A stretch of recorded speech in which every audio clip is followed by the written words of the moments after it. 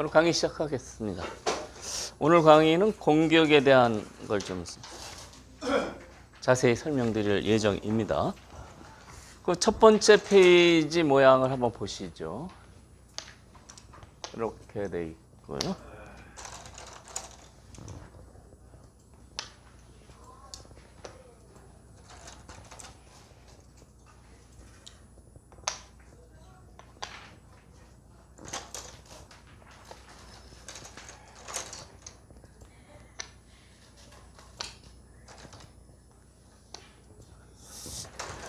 지금 이 형태가 지금 이루어져 있는데요. 백이 이렇게 띈 겁니다. 탈출한 건데요. 이거 어떻게 공격할 것이냐. 이제 공격하는 방법은 여러 가지 있는데 우선 제일 처음에 둬야 될 때가 이렇게 들여다보는 겁니다. 들여다봐서 이렇게 있게 만들면 돌이 좀 무거워지고요. 집 만들기가 상당히 어려워요. 그러니까 이거 들여다보는 수를 안 두면 뭐 이렇게는 안 두는데요. 나중에 여기 두고 아주 상황이 급하면은 이렇게 대마가 뭐 생각 같은 거 볼 때 이렇게 집 모양을 하나 만들 수가 있어요.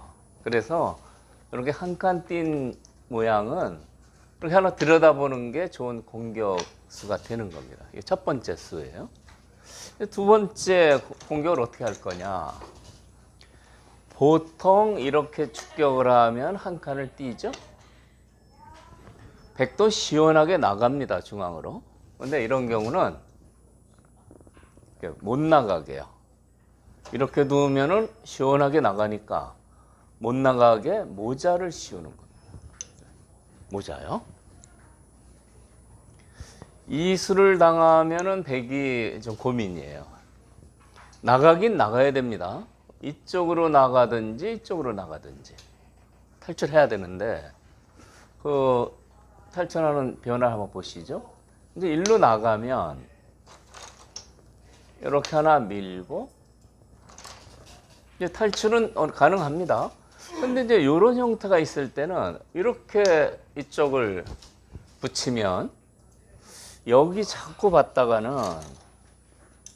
이쪽을 자꾸 봤다가는 봉쇄가 돼 버려요. 도망을 못 갑니다. 젖혀도 같이 젖혀서요.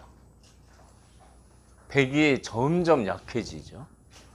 그러니까 이쪽 돌이 좀 약하기 때문에 이제 일로 나가면 이렇게 붙이는 방법이 이게 보통 그 기대기 전법이라고요. 이쪽에 기대는 겁니다. 이쪽에 기대면서 요걸 노리는 거죠. 좀 유식한 얘기는 뭐 성동격서 이런 얘기도 있습니다.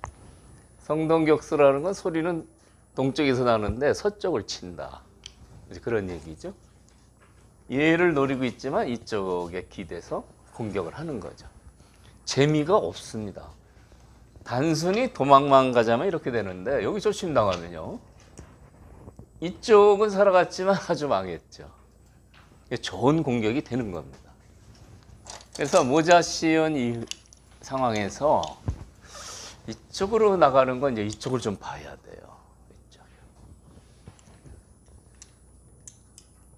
그래서 이제 일로 나가는 게 좀 꺼림칙하면 일로 나가야 됩니다. 지금 이 형태는요, 모자 씌워서 이렇게 밭전자 째고 나가는 형태는 굉장히 많이 나타나거든요. 바둑에서요. 이 밭전자를 째고 나온 상황에서는 날일자가 기다리고 있는 겁니다. 모자 씌우고 밭전자를 째고 나오면 날일자가 기다리고 있다. 날일자가 두 군데예요. 이쪽도 되고요. 이쪽도 되고요. 둘 다 가능합니다. 어떤 경우 이게 좋고 어떤 경우 이게 좋은지 한번 보시죠. 그래서 이제 흙이 이런 데 모양이 있을 때는 이렇게 공격을 하면 이쪽 집 모양이 굉장히 크게 굳어지죠.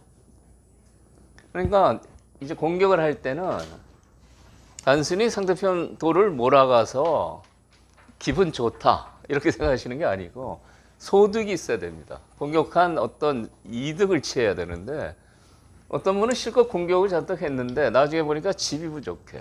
네? 그런 거 많습니다. 지금 이런 데를 두는 것은 여기 집을 크게 키우는 데는 아주 좋은 공격법이죠. 나가면 이렇게 둡니다. 이 공격법이 백한테는 상당히 부담되는 게요. 이렇게 밀면은 이제 이렇게 두는데요. 이쪽으로 나가다 보니까 이쪽 탈출이 안 돼요. 이쪽으로 좀 출구가 좀 있을 줄 알았는데 여기 찝으면 여기 맛보기가 되죠. 그러니까 이쪽으로 나온 이후에는 일로 나가기는 좀 어려운 겁니다. 끊어지는 수가 있어서요. 그래서 이쪽으로 못 나가면 이쪽은 거의 막혀 있다고 봐야 돼요. 이렇게 나가면 바로 봉쇄죠. 이렇게 해도 되고요. 그래서 이쪽으로 계속 도망가야 돼요. 그럼 바둑은 집이 많아 이기는데 여기 공격당하면서 백이 둔 것은 집을 하나도 못 만들었어요. 공배를 도망가기 바쁘죠. 반면에 흑은 어떻습니까? 여기도 집 만들고 여기도 두터워졌어요. 아주 멋진 공격이 되는 겁니다. 그래서 이쪽 집 모양을 키울 때는 이 날일자도 아주 좋은 공격법이 되고요. 이런데 뭐 흑이 있으면은 그쪽이 좋은데 백이 있는 경우도 있죠. 이때는 일로 아무리 새를 키워봐야 여기 견제당해서 큰 집이 안 되거든요. 이럴 때는 이쪽 날일자를 두는 겁니다. 탈출하는데요. 막습니다. 다음에 이제 젖히면 여기 단수 치고 요 잡는 맛이 생기죠. 그러나 여기서는 과감히 끊어버립니다. 요 한 점 죽을 것 같은데요. 한번 경과를 보시죠. 자, 여기 두고 한 점 잡는 데는 성공을 했습니다. 그런데 다음 한 수가 백을 상당히 아프게 해요. 그 자리가 어딜까요? 이렇게 치는 수가 아주 매섭습니다. 한 점 단수 칠 때까지는 그래도 기분이 괜찮았는데 여길 단수를 치니까 이쪽도 단수고 이쪽도 단수라 때릴 수밖에 없어요. 때리면 이렇게 늘어서요. 젖혀서 돌파를 하려고 했는데 이 한 점은 잡았지만 갇힌 결과가 됐죠. 아주 괴롭습니다. 이것은 죽지 않더라도요. 여기서 어떻게 쌈짓 뜨고 살면 아주 괴로울 겁니다. 살 수는 있겠죠. 여기 놓고요.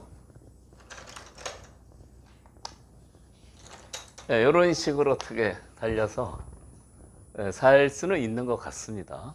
그러나 이렇게 살아서는 바둑은 이기기가 힘들고요. 지금 모자 씌운 이후에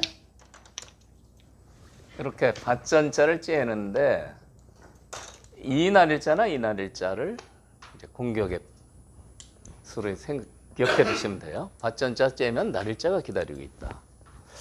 일로 밀고 나가서 아까 이제 이런 모양이 됐는데요. 여기 둬서 이제 끊으니까 단수 치고 요 한 점 잡아서 그래도 살긴 살았습니다.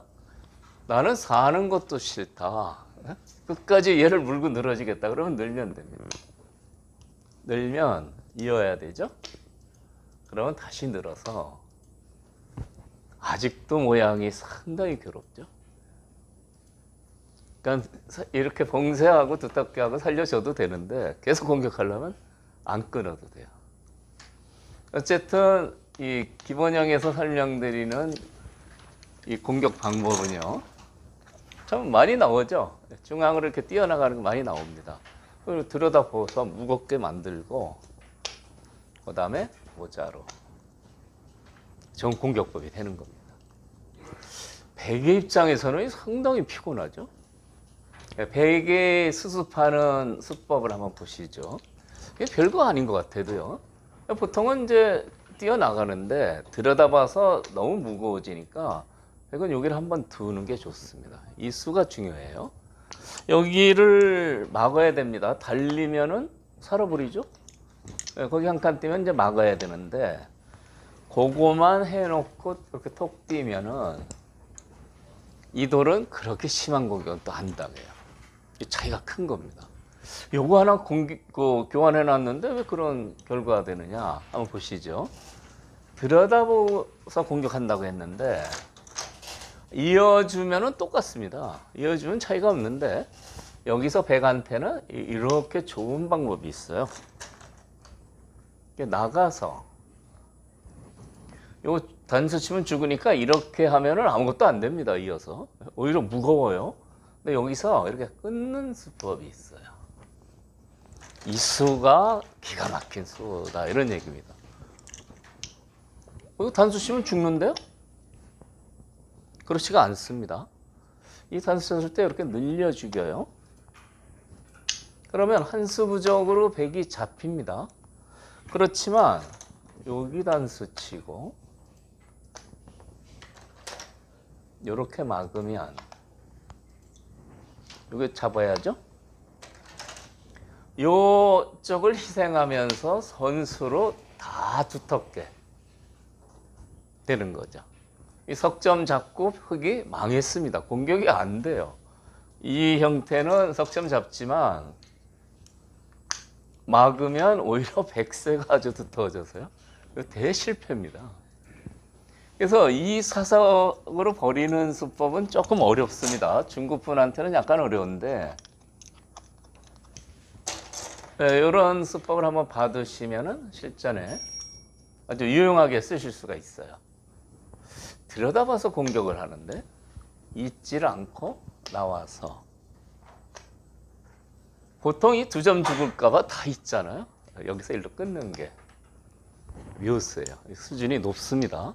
수준이 높아요.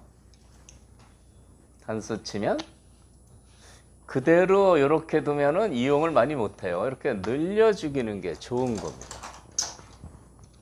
3선의 돌은 2선으로 늘려 죽여라 하는 바둑격은 있습니다.